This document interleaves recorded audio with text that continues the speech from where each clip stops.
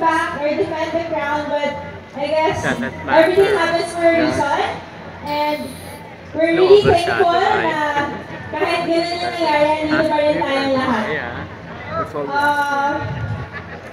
I think this is my last time to go up in this stage as a student athlete. And next time, I'm gonna be there watching all the athletes, all the talented athletes, cheer for them and appreciate everyone. So next year magkakasama na po tayo sa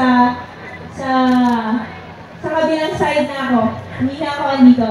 So maraming salamat sa Ateneo, sa lahat ng binigay nila sa akin, lalo na sa award na to. And I just want to thank my team and my coaches and to all the supporters of my team, our team, and to all the Sir Ricky, Sir Tony, Sir M, Sir Father Jed, Sir Vergara, Dr. Vergara, and to everyone na naniwala po sa amin. Maraming salamat. Lalo na kayo, maraming salamat po sa oras at sa sakripisyo na binigay niyo para magpanood lang kami. Maraming salamat po. Thank you!